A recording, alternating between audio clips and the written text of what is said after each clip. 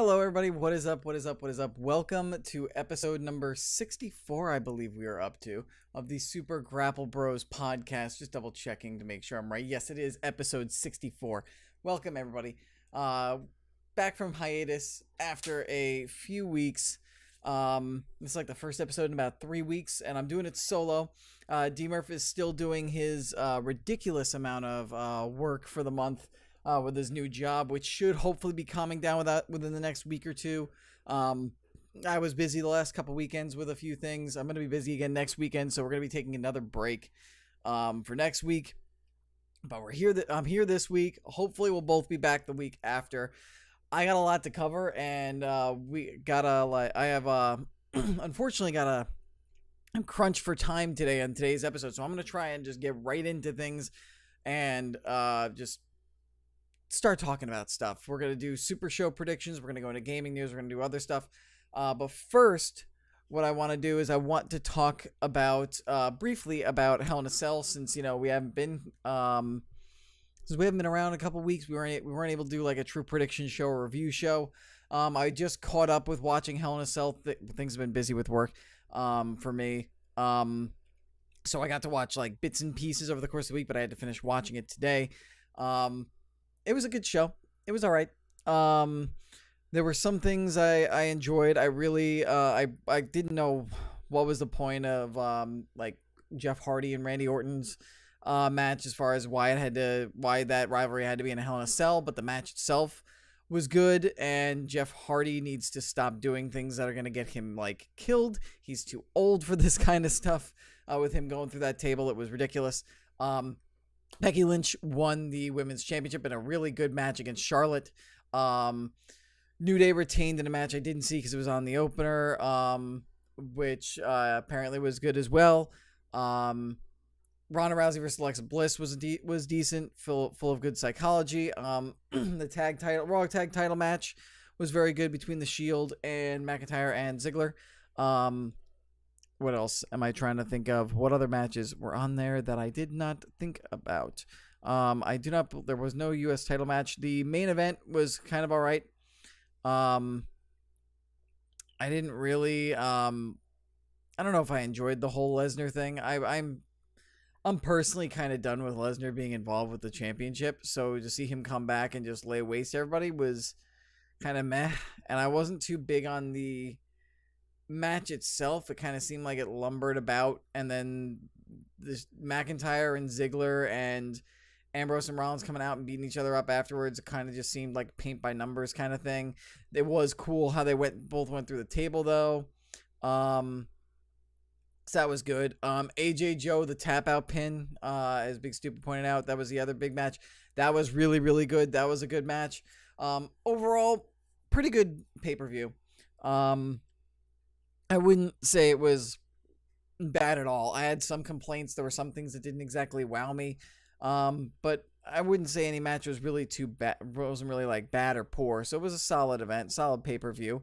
But we're moving ahead and chugging along now to Super Showdown. I have watched, I've kept up with what has been going on the last 2 weeks. I caught up today, after watching and catching up on, what happened at Hell in a Cell. By the way, I just want to stop myself for a second and say hello to Footballers and Big Stupid who are in the chat. I mentioned him already. And I also mentioned that I would bring up how predictions went for Hell in a Cell. I put my Hell in a Cell predictions in my Discord server, which you can reach by looking into the description of every YouTube video, on the channel page, on Twitch, and in the show notes in audio. I put in my predictions, and so did Big Stupid. So shout out to Big Stupid for putting in his predictions. He tied me. We each had 5 correct predictions. My correct predictions were the New Day, Ziggler, McIntyre, Becky Lynch, Randy Orton, and Ronda Rousey. I was wrong about Roman because that was a no contest in Roman versus Strowman. Wrong about Joe. AJ won that one, though technically Joe did win. Technically. Brian and Bree did not win, which was a match I forgot about. That was cool. It was all right. I like that Daniel Bryan and Brie Bella were rocking the Seattle Seahawks colored gear. That I was wrong about too, and I think that was it. And then Big Stupid got the same amount of predictions right as me. D Murph did not get his predictions in because he's been working like crazy. I don't think I've talked to D Murph in a few weeks. He's been so busy. Got to get an update with him soon. But yeah, that was Hell in a Cell.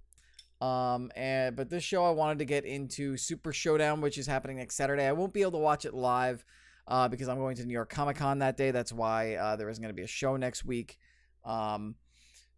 But I will watch it when I get the chance, and I've been keeping up with everything, so I'm going to do some predictions. D Murph, of course, because he's busy, he hasn't been able to do predictions himself either. So this is just going to So this is just going to be my predictions. Again, if you want to compare your predictions to mine and see if you can get a shout out on the next episode of Super Grapple Bros, which will be in 2 weeks, make sure to get your predictions in on the Discord server. And if you get the most user submitted or follower viewer submitted predictions right, you will get a shout out. If you beat myself, or I would say or D Murph, but he's not doing predictions, if you beat me in the predictions, you will also get a shout out. So without further ado, let's go ahead and get into Super Showdown. The first match up there is the Cruiserweight Championship, Cedric Alexander versus Buddy Murphy. I guess that might be on whatever pre-show they decide to do. But my pick for this is Buddy Murphy. Buddy Murphy is really good. He's been killing it this year on 205 Live. He is the hometown person, and WWE likes to give wins to hometown people more often than not, especially if they're trying to maybe, like capture a new audience in Australia with this big event, and hopefully maybe do more in the future. So I would Cedric's title reign hasn't been the greatest. I know he's still kind of got something going on with Drew Gulak, but you can easily turn, I think, Buddy Murphy face, or make the next match a triple threat match that involves Cedric Alexander and Drew Gulak. So I think they're going to actually pull the trigger and give the championship to Buddy Murphy, and Buddy Murphy is going to win the Cruiserweight title to kick things off in his hometown in Australia. Then we've got Asuka and Naomi versus the Iconics. I'm going to go with Asuka and Naomi because I think Asuka and Naomi need the win. I don't think the Iconics really need a win right now. Even though they're also the hometown people from Australia, they're also heels. And if you give the win to Buddy Murphy, you don't necessarily have to give her the win. So I don't think Asuka getting beaten by the Iconics is a good look, unless you maybe do it to where Naomi takes the loss. Because I think Asuka needs to look strong in this match. So either the Iconics are going to win by a pinfall on Naomi, or just Asuka and Naomi are going to win. I'm going to pick Asuka and Naomi winning, because even though they like to give hometown people the win, the Iconics are technically heels, and I think it's easy. It's even booking if you have Buddy Murphy win and the Iconics lose. So I'm going to go with Asuka and Naomi. Next up, we got the SmackDown Tag Team Championship, the New Day versus The Bar. The Bar technically really didn't, in kayfabe-wise, didn't technically earn this, apparently. There were two number one contender tag team tournaments, one of which was the one for Hell in a Cell, and The Bar did not win either of them. So I don't think the New Day is just going to lose their titles in this one. This might be the start of a new rivalry where maybe the Bar eventually wins, which would be cool, but I don't think they're going to win this one. Next, we got Cena and Lashley versus Owens and Elias. They're trying to push Lashley, and Cena's in the match, and they're going to want Cena to win in Melbourne, so it's going to be Cena and Lashley. I think that's pretty cut and dry, pretty plain and simple. Hopefully, God, I hope that this Lashley-Owens rivalry gets better. Maybe the introduction of Leo Rush as Bobby Lashley's hype man will make it more entertaining. But we'll see. Then we got the SmackDown Women's Championship, Becky Lynch versus Charlotte Flair again. I'm going to say that Becky retains. I don't think you're going to have Charlotte beat her so close to her victory. So I'm going to say Becky Lynch on that one. Then we've got Daniel Bryan will take on The Miz in a number one contender match for the WWE Championship. And I believe here that Daniel Bryan's going to win. Daniel Bryan is finally going to get his win over The Miz. He's lost the last two contests. And then this is going to put him in a number one contendership match against the person who is going to win the WWE Championship, which I think will lead to a great feud. Miz can maybe be in the background for a while until the Royal Rumble comes around. Maybe that's around when Daniel Bryan maybe finally wins the WWE Championship. Then you have Miz maybe win the Royal Rumble, and you get Miz versus Bryan for the WWE Championship at WrestleMania to culminate and end the entire rivalry. Unless Miz costs Daniel Bryan the championship, but who knows. Then we got Ronda Rousey and the Bella Twins versus the Riot Squad. This is going to be interesting, and I'll bring up what happened this past week when I after I talk about this match. I think the Riot Squad's going to win because I think they're trying to build, even though Ronda's got stuff going on with Alexa Bliss, we're getting close to Evolution. Alexa's already facing Trish Stratus at Evolution. So I believe that the Riot Squad's going to win because Nikki Bella's going to turn on Ronda Rousey. Or something's going to happen that's going to cause Ronda Rousey and Nikki Bella to be at odds with each other, which is going to build towards a match between them at Evolution. So I think the Riot Squad's going to win this one. Then we got the WWE Championship match, AJ Styles versus Samoa Joe, no DQ. I think, so I keep saying Samoa Joe's going to win, but I think this is finally going to be it. And the reason why is because Daniel Bryan, I think, is going to win that number one contenders match between him and The Miz. And I think a uber heel Samoa Joe that has conquered AJ Styles is the biggest possible opponent, like, for Bryan, who is the ultimate underdog, to go against for the WWE Championship going forward. So I think Samoa Joe finally defeats AJ Styles to win the championship, and then it sets up for Samoa Joe versus Daniel Bryan for the WWE Championship. And then AJ's just gonna, I guess we're gonna figure out what AJ's gonna do from there. But I'm sure whatever AJ does, it'll be good. But I think Joe is finally gonna get his victory here. Maybe AJ invokes the rematch clause, and we get a triple threat match of AJ versus Joe versus Bryan for the championship. So Big Stupid said, take this for what it's worth. The local radio ad around here has for WWE has AJ as champion versus Joe for the title. It's a live event in December. We'll see, because a lot of people like to say, like, you know, oh, they're airing these live events where this person has a championship going forward. That doesn't necessarily mean that one person's going to have the championship and one isn't. Maybe it is going to be AJ versus Joe for the title, but maybe Joe will have the championship. Maybe Joe's going to win the title here, and then we'll have Daniel Bryan battling with Joe, where Joe retains the championship for the next few months, and then AJ ends up just facing him for the championship with Joe having the title. All those cards are all those live events are always subject to change. So I'm never sold when people say, oh, well, this person is being advertised for this live event and he still has the championship then. So that's just my take on that kind of stuff. Then we've got The Shield versus Braun Strowman, Dolph Ziggler, and Drew McIntyre. And they're teasing the idea that Dean Ambrose might turn on The Shield. They're teasing a Dean Ambrose heel turn, which I think is going to happen eventually, but I don't know if it's going to happen this early.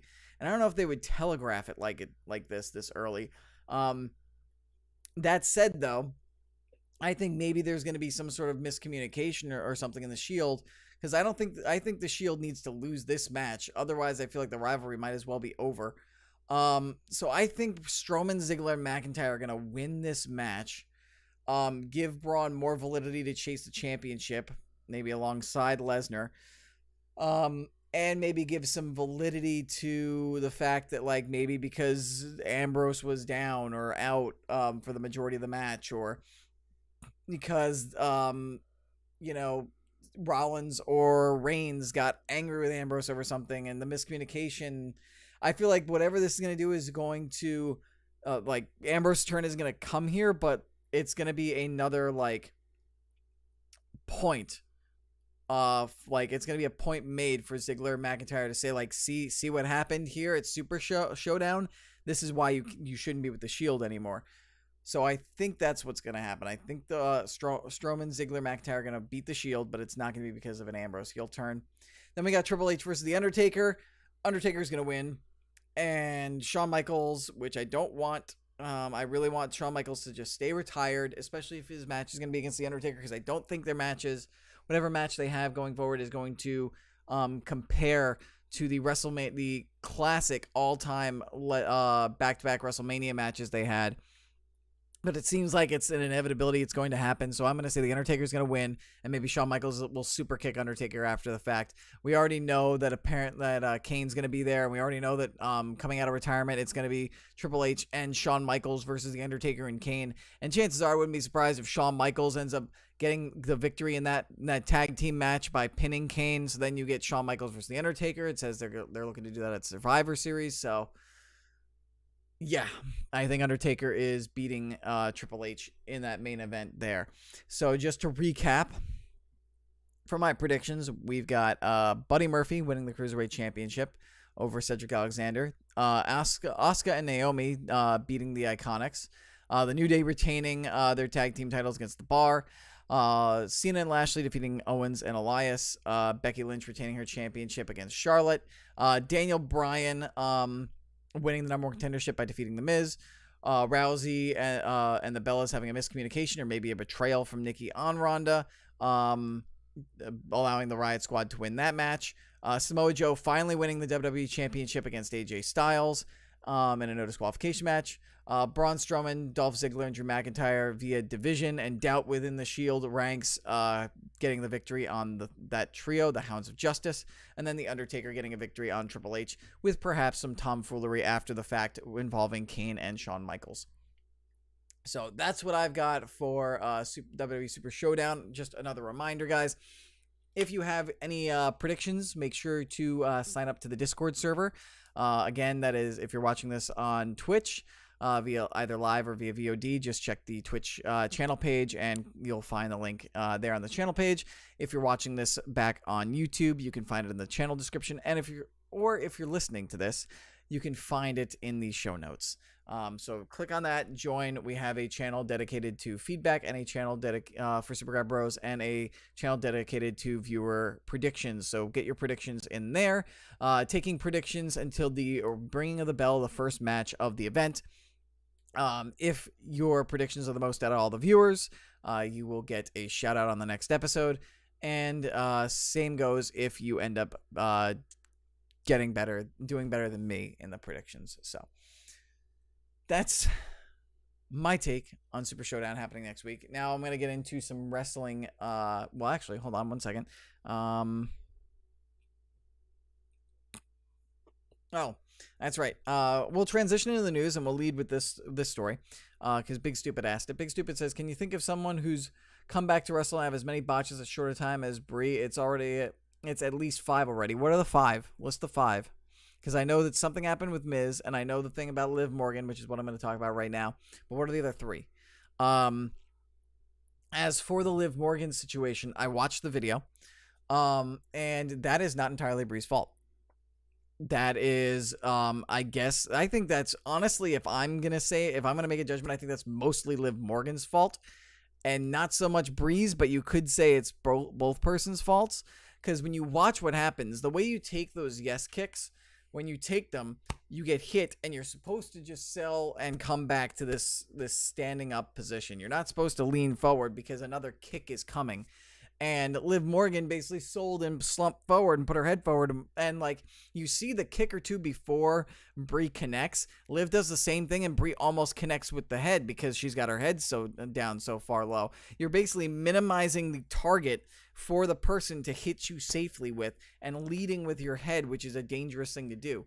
So yeah, Brie did looked like Brie did go a little too high and got her in the head and kicked her too hard and knocked her the hell out, which is unfortunate. But at the same time, like, Liv should not have been leaning. She should have come back to a more upright position and not been leaning forward. So I believe, I can't remember where I saw it, but I think what sums it up best is it's basically when ring rust meets inexperience, almost kind of. And it's unfortunate that it happened to Liv, but I'm not putting the blame on Brie solely. It was an accident. Both people are at fault, and hopefully Liv will be fine. She'll get better. And hopefully this is just a teaching moment for a bunch of other people, for anybody else who is in that kind of situation, be that the men taking it from Miz or Bryan or women taking it from Brie. Don't don't slump over and feed your head to the person. Make sure that you're in an upright position to take the next kick after you sell. Like Stupid says, 2 suicide dive botches, the thing with the Miz, Morgan with the kick in the head. Even later, there was a thing with Riot also. I didn't see the other thing with the Riot Squad, apparently, but I've heard about the 2 suicide diving botches. But, Bree's got some ring rust. So, she may have to get that worked out, but I don't think the Bella Twins are going to be around for long after Evolution, so this might not be an issue for too long. But yeah, if Bree keeps this up, I mean, if Bree keeps this up, then maybe she'll get a reputation as a dangerous worker, and she won't be able to, or not a safe worker, and she won't be allowed to perform in the ring anymore. Who knows? And Big Stupid, you said, yeah, but how about not kicking someone so hard you give them a concussion? Well, that's the thing. If you're kicking them in the chest, you know that they can take that. Like if you're going to kick somebody in the chest, you're trying to kick them hard enough so it makes the sound in addition to the leg slap. And you know that it's protected. And also, it doesn't take a ton of force. It doesn't take a very strong blow to somebody's head to concuss them and knock them out, especially if it's in a specific part of the head. I think it's just unfortunate timing. But, again, I do not think, Bree is at fault. I think it was just an accident. If your target is the chest, you'll deliver the blow a lot. You'll deliver it a lot harder, so it makes more of a sound and an impact, in addition to the slapping of the leg, than if you're going for the head. So, that's my take on the whole Brie Bella thing. I don't think she's really at fault that much.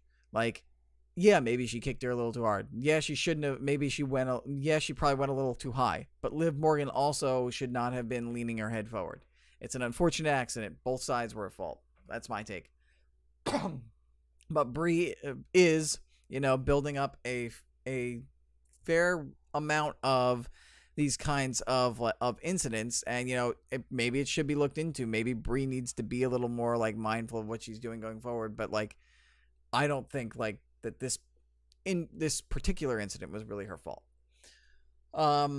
Going into other bits of the news, there was on the lighter, more brighter side of things, there was a cool moment that happened at NXT House Show just last night, actually, where Cassius Ohno, who is known in Ring of Honor and the Indies as Chris Hero, was facing off against Undisputed Era or Adam Cole, and I believe Undisputed Era tried to get the upper hand on him, and there was a special appearance by his former tag team partner in Ring of Honor, Cesaro, who was Claudio Castiglione in ROH. Together, they were the Kings of Wrestling, so they came out. Cesaro helped stop Adam Cole. They delivered a forearm spine buster to Cole, and then they embraced. People were doing a House of Wrestling chant. That was just a really cool little little wink and nod to their former history to each other, and to do a little cool thing for people at that house show and to go on the internet. I thought it was pretty cool. So a lot of it's a cool house show thing. In no way is this them actually no way, I don't think, is this anything that has any long-term effects, since Cesaro's part of the Bar, which is also a very, very good tag team, and they're competing for the SmackDown tag titles. Apparently afterwards, Cassius Ohno, aka Chris Hero, spoke about wrestling, and that in his 20 years in the business, the best it's ever been, and he said why, and this is a quote from him. So I'll mention this real quick, just because it's in the news story that I see. There's a lot of people who like to complain about things in wrestling. There's a lot of people who complain about oversaturation, and a lot of people complain about different types of wrestling. But the good thing now is you can watch so many different types of wrestling all over the world. So I think he's saying that the business itself is been in its best shape it's ever been, which I don't blame him, actually, to be honest with you. With NXT the way it is now, the main roster is pretty good. what Cody Rhodes and the Young Bucks are doing with All In and everything, the elevation of the NWA World Title, ROH is being more prominent, Impact is getting a decent overhaul, you've still got Lucha Underground doing its thing, New Japan is becoming insane. Like, there is so much variety nowadays in wrestling. It's pretty awesome. We're living in a pretty good time to be a wrestling fans. Let's see. Did you see, Big Stupid, did you see the tweet about WWE enforcing copyright to gamers, not allowing them to use WWE music when they stream 2K19? To be honest with you, I kind of had a feeling something like this was coming. I didn't see the tweet about this, and I think it's stupid. Because actually one of my old videos from 2K on YouTube from 2K17 got copyright flagged for using Finn Balor's music. And, like, you can't, I don't know if you can turn off, maybe in 2K19 there will be an option to turn off the character's music when you play it. But how are you going to tell people that they can't use the music when it's part of the game? It's essentially part of the entrance. That's almost as if Madden, like, I can understand the licensed soundtrack. Like, if they have if 2K19 has a licensed soundtrack, like they do almost every year, and say like a P. Diddy song is on there or a Chainsmokers song is on there, and somebody gets copyright stricken for that, that's fine, because that can be turned off. That's part of the menu. That's not part of the experience. I think it's the same as if you were in Madden and the background arena music or like the orchestral opening music to like the beginning of a game or intermissions or during halftime in the game, if you got copyright struck for that, it's like you made it part of the presentation of the actual gameplay. There's a difference. And if you're talking over it and commentating over it, that still should qualify as fair use. You're not trying to steal that music. So I don't know what the original tweet is. I don't know if you'd be able to DM me or send me, or maybe over Discord, send me the link or whatever, Big Stupid, but I'd like to look at the tweet. But I had a feeling something like this was coming because one of my videos got copyright stricken for something like that, and I've never gotten copyright stricken for anything like that before that. But I think it's dumb.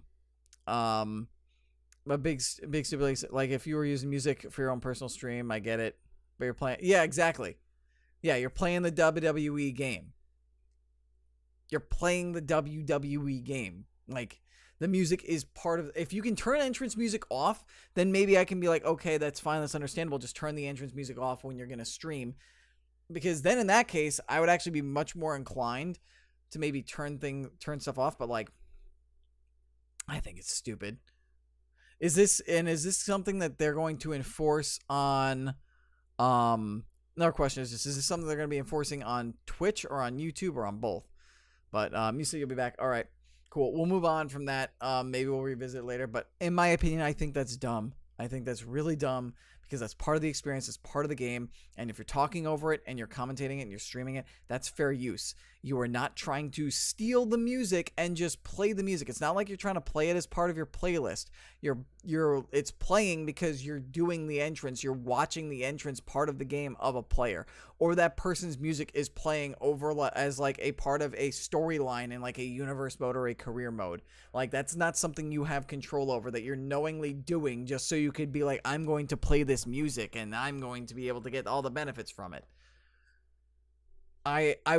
I don't think it's part of fair use, and I honestly encourage Twitch, YouTube, and any like streamers and gamers from WWE 2K19 to maybe to try and fight that, to be honest. Next story as I move on in the wrestling world. Wade Barrett had an interview where he said that he was miserable towards the end of his WWE run at around 2015. For the last few years he was there, and he said it wasn't really exactly because WWE was treating him bad. It's just because he was all about wrestling, and he got to 2015 where he had a stable position. WWE wanted to give him a new 3-year deal, but he was looking around, looking at the grind, and he was basically just reevaluated his life, and he's like, what am I doing with my life right now? Is this really what I want to be doing? And the answer was no. He wanted to try other things. He couldn't do like sponsorships or film appearances, TV appearances, or stuff like that because of the WWE schedule in life and how grueling that schedule is, which again is why I think there probably should be an off season for the WWE or wrestling in general. So that way, like, if stars want to, do a TV appearance or do certain sponsorships or do things or be able to heal themselves up, they can do it. But those are my thoughts on the grind and how insane the life of working in WWE is like. It's gotten better with the brand split because now they each have one extra day off a week. But it's still just a ton. It's still a ton, and it sucks that Barrett was miserable towards the end there. But I'm just glad that he's feeling better. All right, so let's see. Here's the tweet. It's from Element Games TV from England, the UK. This is a 2K gamer, and he's saying on the verge of the release of WWE 2K19, and the WWE are going wild enforcing manual copyright claims on a huge amount of WWE gaming channels, claiming the footage that WWE games themselves brought me and many others to capture. So apparently it's a bunch of music that's being copyrighted, which is about the same. I don't know if he says manual, but there's no evidence for him to back that up. Well, here's CM Pulse. CM Pulse replied to that saying, there is such a large disconnect. It's crazy. Half a decade later, and any progress made with these issues is just gone back to square one. It's exhausting and infuriating. And Element Games responded saying, I'm switching out all music moving forward to remakes, and I'm probably going to switch back to affiliate CMS. No point giving up my expletive deleted to be managed if WWE are doing me dirty like this. I think it's pretty ridiculous. So I don't know. This isn't like an official announcement from WWE. And this is on YouTube. This isn't exactly on Twitch. And this is more content creators than streamers. So it might just be that, like, you're going to be demonetized for this stuff. Like, it's like the claimant is it's a huge list in addition to just WWE. I don't know what this is. I don't think this might not even be WWE doing it themselves. Again, it could even be a new system that maybe WWE created that is just auto flagging things like this. And this just happened 20 hours ago. So I would say this is not cool. I will say that because this is people's livelihood, and the use of this music does fall into fair use. But I think WWE hasn't announced anything. I think they have a chance to clear things up and maybe change things and revert things. If it stays like this, then it's stupid. And it needs to be reversed. But it looks like it's only affecting YouTubers right now, not affecting people on Twitch. So I think when this gets cleared up, we'll have to see what happens. Yeah, it's nothing official that WWE is doing. I guess we'll have to see what 2K and WWE does. So yeah, I think it will be all right. I don't think it'll be. We'll have to wait and see what happens, is what I think. Because I got copyright struck along the lines of something like this for Finn Balor's music for a 2K17 video, and I thought that was weird. So it might be something just with regards to like a new policy or a new automated system or something in general. So I wouldn't go jumping down WWE's throat on this just yet until things get clarified. All right. Cool. Next news story I want to talk about is the fact that Batista is coming back to WWE for a one-time thing. It was announced, I believe it was this week. It was announced today, actually, earlier today, at 11 a.m. On September 29th, 2018, that Evolution is going to reunite. there October 16th, which is 2 weeks from this Tuesday, will be the 1000th episode of SmackDown Live. In order to commemorate it, WWE is doing something special. They're going to have Evolution reunite for SmackDown 1000, which means that Ric Flair, Randy Orton, Triple H, and Batista will all be in attendance there. So that's really cool. Batista's going to be back there for an appearance. Would be awesome if that's the start of something good, something long-term. Maybe they are finally going to do the Triple H Batista thing, and maybe they'll tease it a little bit here. Maybe with this maybe if they come out with a promo. So, yes, and it is the one at in Washington D.C., which is Big Stupid's home city. Footballer says, what if Evolution reunited at Evolution? I don't know. Nope.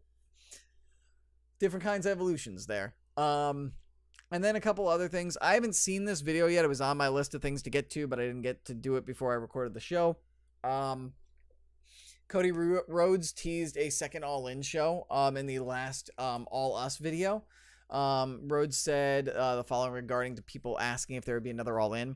And in the quotation mark says, there's a question whether we do it again. And the best answer I can give you is it could have been a great night at the could have been a great night at the matches in Chicago for sure. That's all it could have been. Like all the matches there, that show, all in. But it felt like more. It felt like a revolution. Revolutions aren't just one night.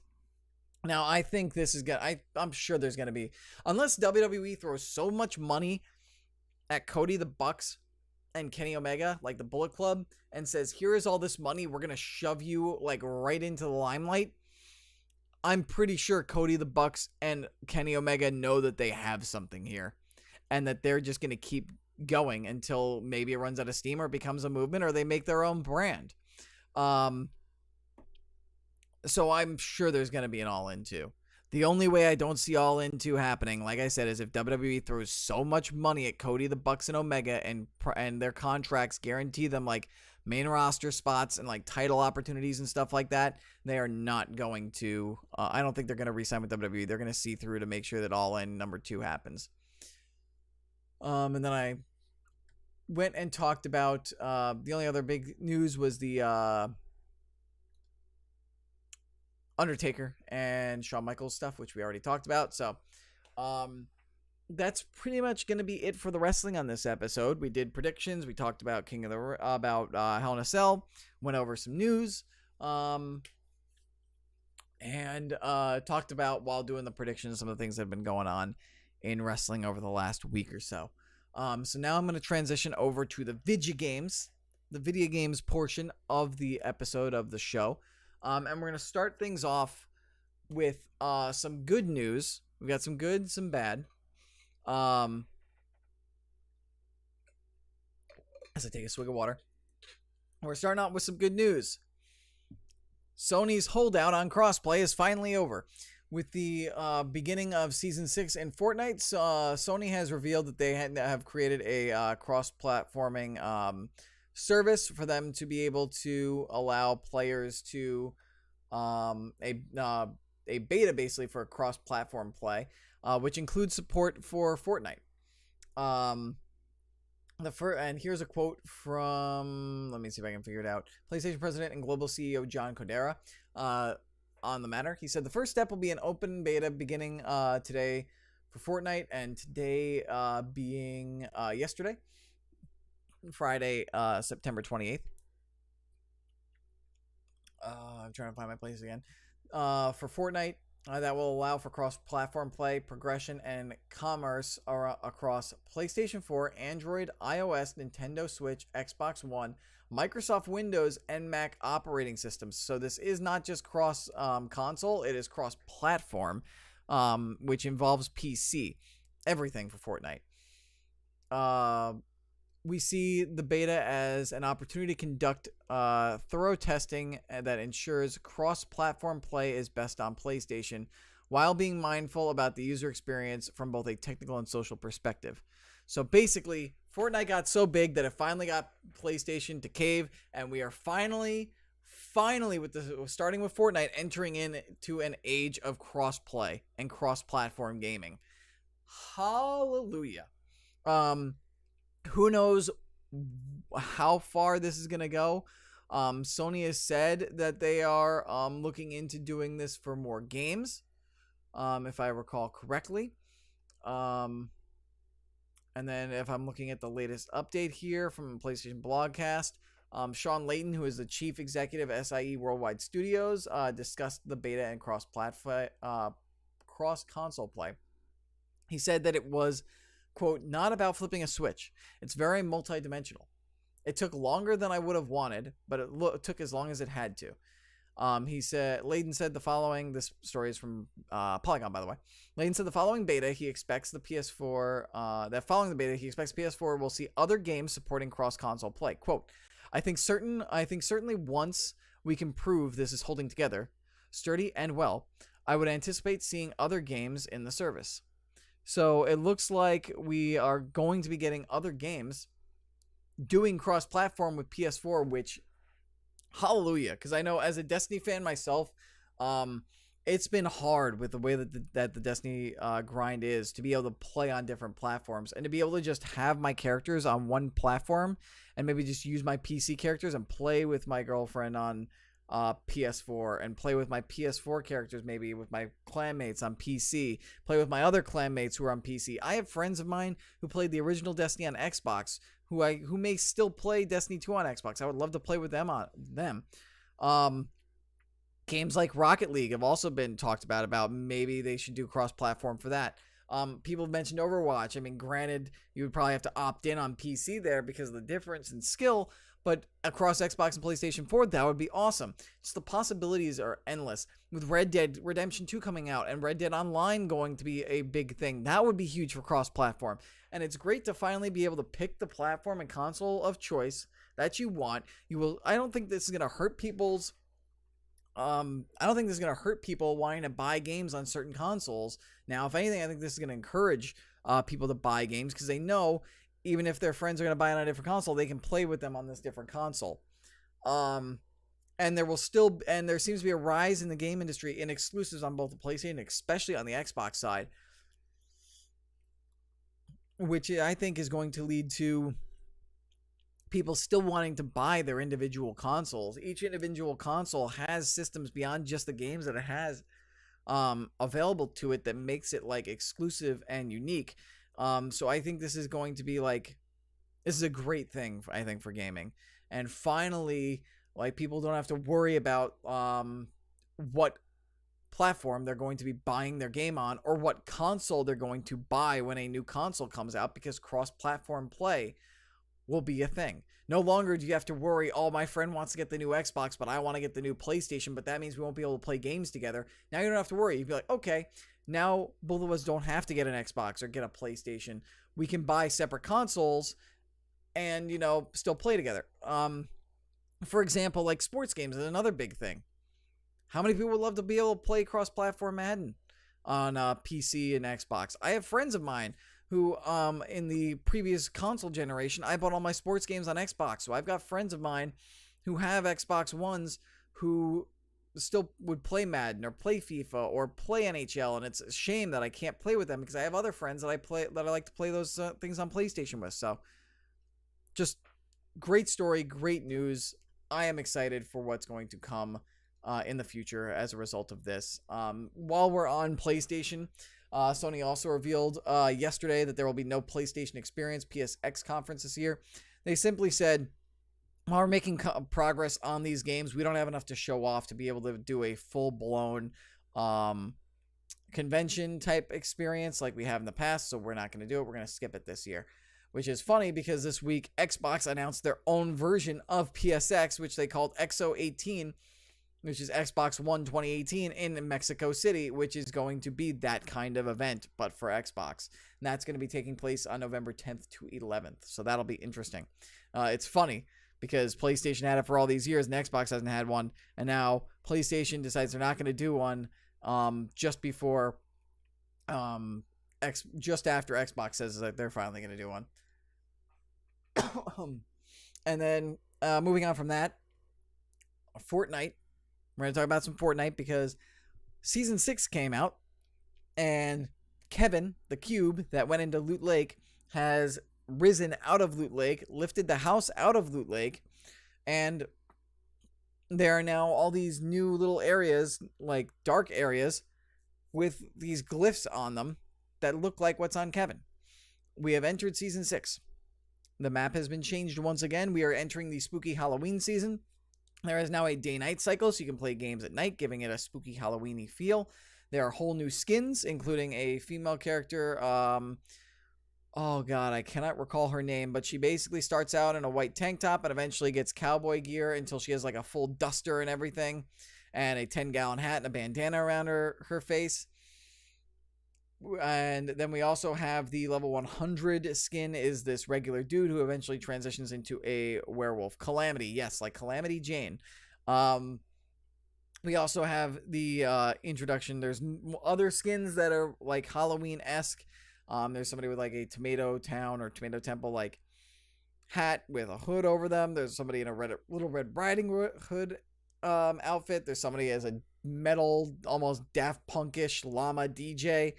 There's somebody where it looks like they're wearing a llama riding costume where their legs are made to look like grass and dirt, and then they've got the llama thing and they've got the fake legs on the llama. So lots of really cool spooky-ish kind of like fall Halloween type stuff. Fatal Fields has cornfields that have now grown there, and I think there's some other changes as well. Of course, Loot Lake, the house is now floating above Loot Lake with Kevin in it, and there are those new darkness areas. I got to meddle around and check out the changes a little bit earlier today. Looks like fun. The biggest thing, however, in addition to the new skins and all that stuff, is the addition of pets. Pets are now back bling, which are like your backpacks basically, that have pets sitting in them. So you have a dog, which I believe is called Bones, and then you have an iguana, which or chameleon that changes colors, and also a dragon, little bitty dragon that basically sit in your backpack and react to what's going on around you, which I think is really cool. That's an awesome little aesthetic thing that Epic does for Fortnite that is what makes Fortnite such a unique, different, and such a strong, amazing game. So yeah, new pets, map changes, night cycle, all that different stuff. And there were also some weapons that were vaulted. So the impulse grenades, the suppressed SMGs, the LMGs, the bouncers, and the road explosives have all been vaulted. Doesn't mean they're gone for good, just means they're gone for now. So that's Season 6. It'll be interesting to see what happens with Kevin going forward. And what other spooky things might happen. Maybe the whole island gets turned into these little like spots with glyphs, or something will happen with the weird glyphs on the map. Maybe we'll get some more spooky Halloween-y type stuff, some more decorations as we get closer to Halloween. It's gonna be interesting. Then we're gonna go ahead and we're gonna talk briefly about some unfortunate news that happened over the last week that involves Telltale Games. For those of you who may or may not know, Telltale Games shut themselves down for the most part over the last week. They let go about 275 employees and announced that Wolf Among Us Season 2 would not be happening. There are no more games happening. They unfortunately needed some financial backers, and all the financial backers pulled out. However, they said they might try to finish the final season of The Walking Dead. Initially, when I heard this news, I was incredibly saddened because I enjoyed Game of Thrones while it wasn't the greatest. I loved The Walking Dead. I really liked Batman, and I absolutely loved A Wolf Among Us and was looking forward to A Wolf Among Us 2 so much. However, as more information came out about the story, I went from being upset, from being saddened to being a little aggravated and frustrated with Telltale Games, as we found that Telltale did not give any severance packages to any of the employees that they let go, and their insurance runs out at the end of this month. As is standard when you lose your job, you only have, unless you have it extended insurance included in a severance package, your insurance runs out at the end of the month, and then you have to go on the marketplace and find new insurance. or apply for Medicare or Medicaid, whichever one it is. I think it's Medicaid.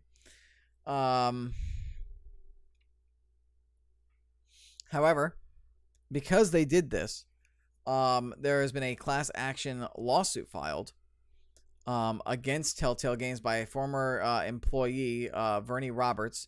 He has filed the class action lawsuit on behalf of himself and all the other employees that were terminated by Telltale, because apparently they violated the California's version of the WARN Act, which stands for Worker Adjustment and Retraining Notification Act. And the California version of the law states that if a studio or factory is going to shut down or do massive layoffs of more than 50 people and within a 30-day period, they actually have to give those employees 60 days of advance notice to let them know, so that way that they can find a new job and begin looking for a new job while still getting paid. I'm not sure. I'm trying to read up on this because I don't believe there is a requirement to give a severance package, but the point is that Telltale Games should have given their employees a 60-day or basically 2-month notice. That way they could try to find new positions within that time instead of just getting laid off. Now, the federal law of the WARN Act means that if there is I'm trying to find the quote in the story here. It was like a certain business exception. Yeah, here we go. Federal WARN Act. I'm trying to read it here. There is an exemption that includes business circumstances that were not reasonably foreseeable. Now, given the fact that Telltale had a backer lined up, which it was believed to be Lionsgate, who pulled out unexpectedly, that could be seen as a unforeseeable reason, like a business circumstance that was unforeseeable, and thus validates Telltale's actions. However, because they're in California, it's believed that the California WARN Act takes precedence over the federal version of the act. So it looks like this is going to go to court, and it's basically going to be a decision of, I think, almost which version of the WARN Act is Telltale Games forced to abide by, the state level or the federal level. So be very interesting to see how that develops and comes about. To be honest, kind of hope that the employees win, because I don't care what company you are. I don't care what you've done. If you're going to lay people off, you should give them, they especially in a circumstance like this, they deserve a severance package. They deserve a warning. They should not just be kicked out to the curb and left to fend for themselves. So here's hoping good things for the employees, and hopefully those who have been laid off find work soon. From what I hear, they are a bunch of really good, hardworking people, and I believe it showed through in their games. So let's move on to some more, a couple of quick hit news really quick before I wrap up the show today. So the first thing, I'm going to go into some more lighter news, sort of. Red Dead Redemption 2, which is coming out soon. We got some information on the game, and it has the largest install size out of any game to date. For PlayStation 4, and I believe Xbox, Red Dead Redemption 2 requires 105 gigabytes worth of space for people to download the game. Now, if you had the original 200 gigabyte, or I think it was 500 gigabyte hard drive space in your Xbox One or your PlayStation 4, that's a big problem. You're going to have to get rid of a lot of games if you're going to want to play Red Dead Redemption. You're left with either that option or to upgrade your hard drive. Me personally, this isn't a problem for me on PlayStation 4, which I would probably get the game on, because I have long since, because I got frustrated with the lack of space on the console, updated to a 2 terabyte internal hard drive. So I personally don't have to worry about this space, but I feel it's important to get this information out there for anybody who has one of the original 500 gigabyte hard drive base models of those consoles, because I don't want them buying the game and then finding out they have to delete almost all of their games, or a third or a fourth of their games, or half of their games in order to be able to play Red Dead Redemption. And with Red Dead Online being a thing, that means that if you want to be playing online, that that can't just be like played through and then removed. Like, that's going to be sitting there on your hard drive for a while. So I just want people to be aware of that. So that way, like, say maybe they have a PC, maybe you should wait until the PC version comes out, or maybe you should look into either upgrading your console or buying a newer version with a larger hard drive, or just going and picking up a larger hard drive. Footballers, you say you have a 1 terabyte on your Xbox One. That's good. Hopefully that should be enough information. Then you should be fine. But yeah, that's stuff like this. Seeing increasing install sizes for games of this generation is part of the big reasons why I decided to get a 2 terabyte hard drive for my PS4. Big Stupid, you bought the original day one PS4. Then yeah, man, if you want Red Dead Redemption 2, you're gonna have to either trade in for a larger thing, delete a lot of stuff, wait for it on PC if you have a PC, or upgrade and buy the hard drive. I believe my 2 terabyte cost me about $100, so it's not too terrible. But I mean, if you're stripped for cash, it's just rough.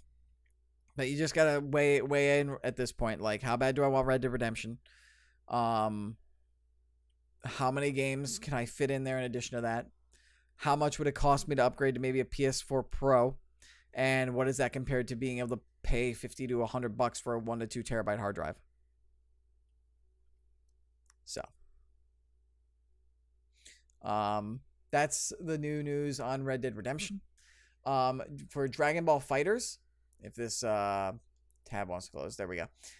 We finally have a new player coming in, and it is somebody who has been technically in the game already.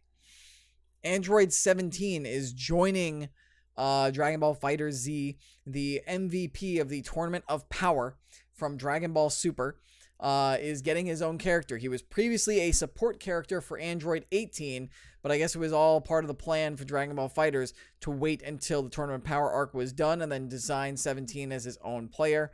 So that's really cool. There's a trailer out there where you can watch his energy barrier type attacks and stuff like that. Android 17 is one of my favorite characters. I have a shirt similar to what he wears in Super, and I am looking forward to seeing him in the game. I actually haven't touched FighterZ in a long time, but now that he's coming in, it kind of makes me want to pick up the game and maybe download him, even though I have nowhere near the kind of experience and ability to compete against people online. It'd be fun to just play against friends with him, or, you know, play challenge modes or play the story with him, whatever. So yeah, that is going to be... I don't know if there is a date for him. Oh, joins the game on September 27th. So that was 2 days ago. So 2 days ago on Thursday, Android 17 joined. So you can get him right now. He joined with Cooler, who was announced back in August. They cost $5 a la carte, and are part of the FighterZ Pass that delivers all the premium DLC, which is all the downloadable characters. And with the addition of Android 17, that gives Dragon Ball FighterZ a total roster of 27 fighters. In Destiny news, Destiny 2 Forsaken had their first dungeon release this past week, and if you want to be able to complete the dungeon, you need to do it before the Tuesday reset, or you have to wait 3 weeks. This Shattered Throne dungeon is something that will come in when the Dreaming City explorable area is at its most corrupted, which it evolves and I guess goes in waves and levels of corruption over the course of a month or 3 weeks.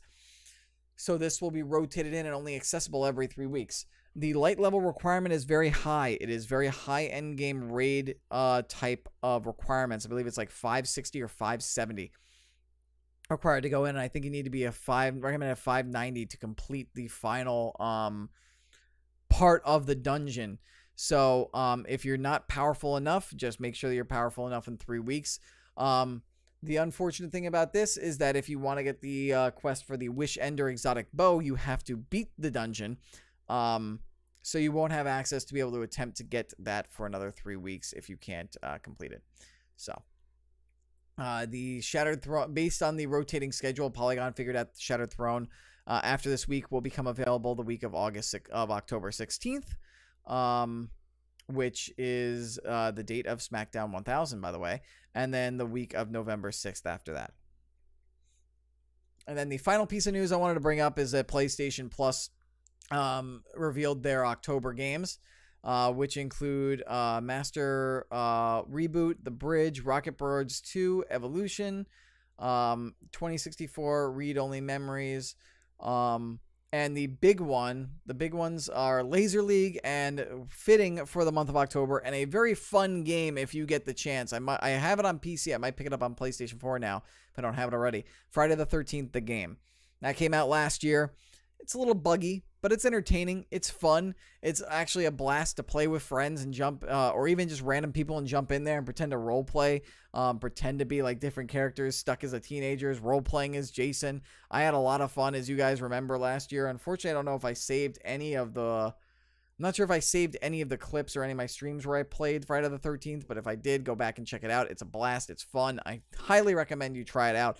Just know that it is a bit buggy, but I mean, you're getting it for free on PlayStation Plus, so definitely worth a look.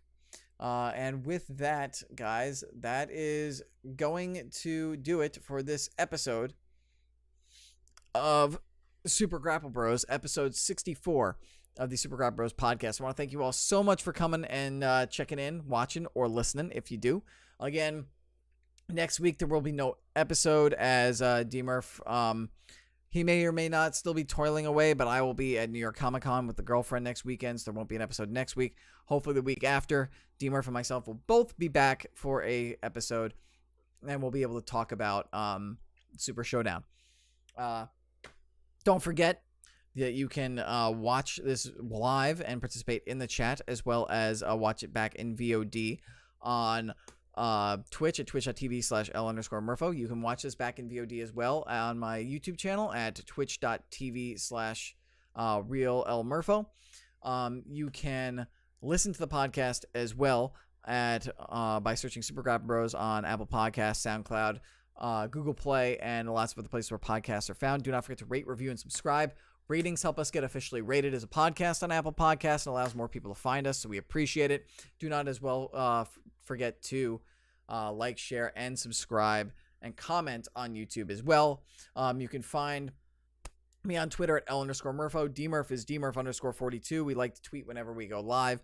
And, you know, you get our random musings and stuff like that as well.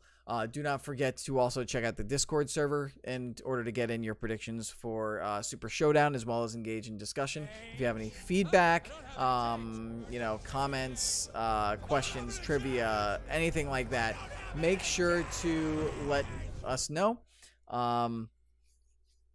via the Discord server, which you can find in the description of the YouTube video on the channel page on Twitch, as well as in the show notes for the audio version. And you can also send that information to us via email at supergrapplebros@gmail.com.